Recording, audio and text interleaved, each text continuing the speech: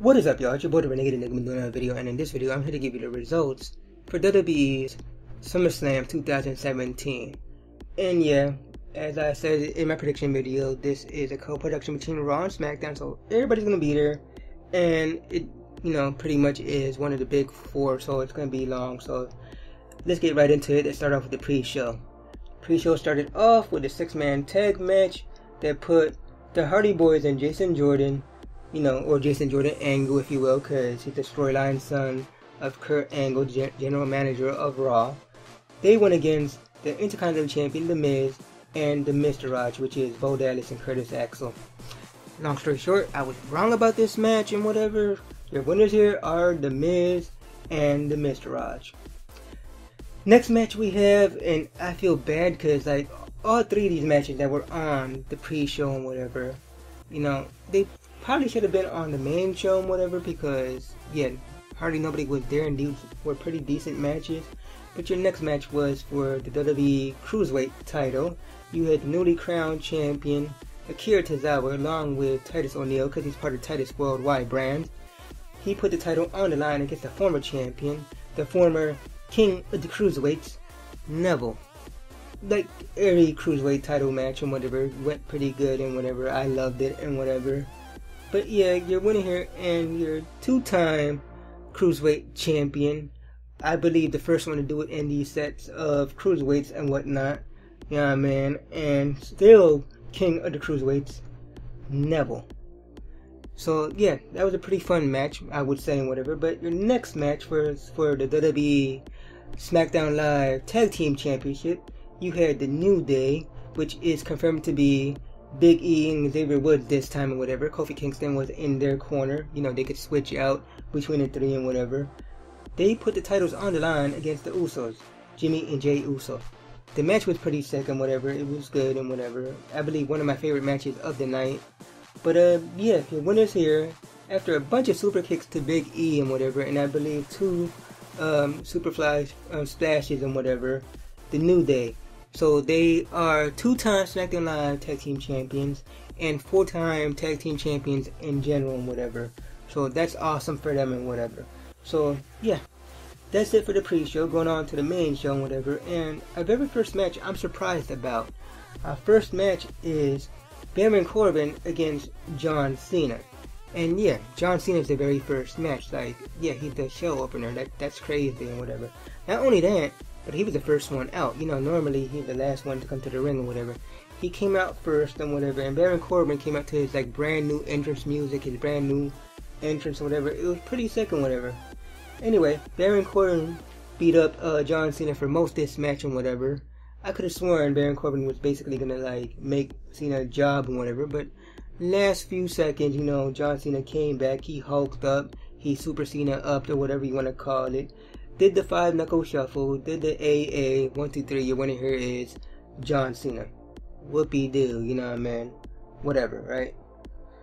So yeah, next match we have here is for the SmackDown Live Women's title. We have the champion, Naomi, feeling the glow, going against Natalya. And Natalya, looked really cool and whatever. She was wearing what seemed to be a Hart Foundation type jacket, something her father, Jim D'Anville Neidhart, or her uncle, Bret the Hitman Hart, would wear. All she needed was like a logo on it, and it would be sick. But yeah, this match was pretty decent and whatever. The end came and Naomi Natalya put Naomi in the sharpshooter and whatever, and Naomi tapped out. I'm surprised she tapped out. But you're winning here and new SmackDown Live Women's Champion, Natalya. Next match we have here should have been on the pre-show, if not on the show at all. That is Big Cass going against the Big Show, and the stipulation is Enzo Amore has to be on a shark cage, hanging above the ring for some reason. Who cares? No one cared. Enzo Amore came out first, which was really bad. He should have came out with Big Show and they should have put him in the cage real quick. But he basically was out there cutting a promo for at least 5 to 6 minutes and whatever. Went on way too long. I hated it. It pissed me off and whatever. But fortunately, Big Cass came out and they finally put him in the cage. They rose him up a little bit too low in my honest opinion. It should have been a much higher. That way we didn't have to suffered through his like talking or whatever, because you could still hear him there. It was bad. Big Show came out. He had like a cast on his like hand or whatever, like playing to the supposed injury and whatever. So yeah, all throughout the match he was like in pain, his hand or whatever, you know. So, you know, Enzo basically trying to distract Big Cass. Enzo basically strips down to his underwear and whatever, and somehow slips out the ring. He gets out the ring, jumps down to the he gets out the shark cage rather, jumps to the ring, and pow, he gets like kicked right in the face. All of a sudden, Big Show gets up, pow, kicked right in the face. 1, 2, 3. Fortunately, within like 10 minutes or so, you're winning here, Big Cass. Hopefully, they don't continue this feud because it's horrible. Next match we have here was a squash match. Like, I feel so bad. It was Randy Orton versus Rusev. So Randy Orton comes out, and you know he's doing his entrance. Rusev comes out of nowhere and attacks Randy Orton during his entrance and whatever. Starts beating him down, but pow, RKO out of nowhere. 1, 2, 3. You're winning here, Randy Orton. And on Wikipedia, it says this match was only 10 seconds. I feel so bad for Rusev. He jobbed to Randy Orton. He jobbed to John Cena in the last pay-per-view and whatever, that flag match, whatever. Who did Rusev piss off to like have these like bad matches? Like, wow. Just wow. Next match we have though is for the WWE Raw Women's title. We have the champion Alexa Bliss putting her title on the line against Sasha Banks. And you know, the storyline, they're basically playing to their real life heat that they have on each other. You know, if you don't know what heat means, they really don't like each other and whatever.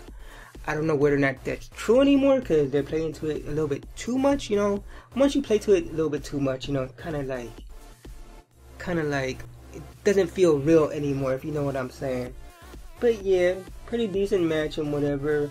Your end came when Sasha Banks did the bank statement, and your winner here by submission is your 4-time Raw Women's Champion, Sasha Banks. For some odd reason, I think Bayley's gonna betray her on Raw and whatever. So yeah, that's the thing. But yeah, as of right now, your winner is Sasha Banks, your 4-time Raw Women's Champion. Next we have another grudge match. We had Bray Wyatt going against the Demon Finn Balor.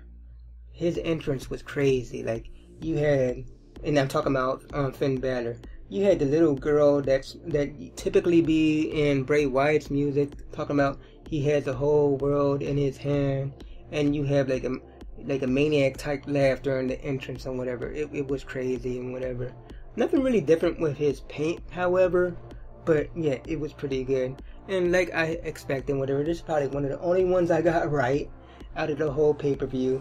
Your winner here is Finn Balor. So they're probably going to have a third match later down the line with some type of stipulation. Please, no buckets of blood match. Please, I beg you, don't have that match. Next we have for the Raw Tag Team titles, we have officially The Bar, because they had matching tights and it was actually on their tights. We have Sheamus and Cesaro, The Bar, putting their titles on the line against, I guess we could call them the Shield.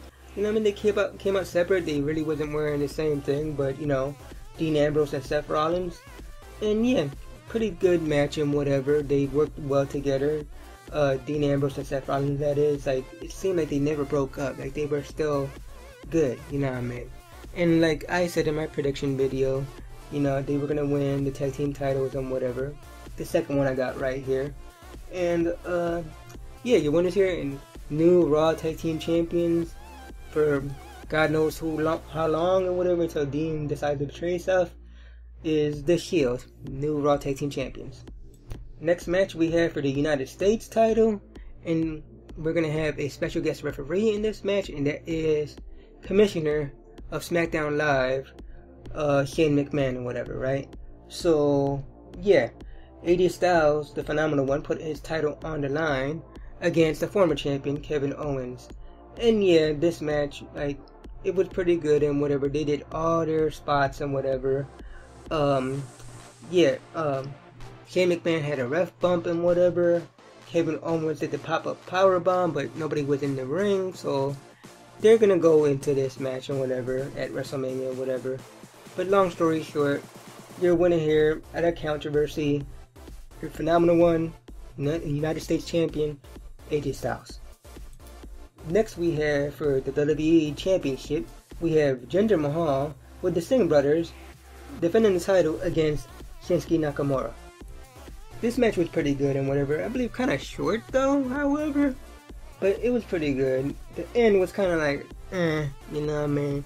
Kind of ended just like it always has with Jinder Mahal and the Singh brothers.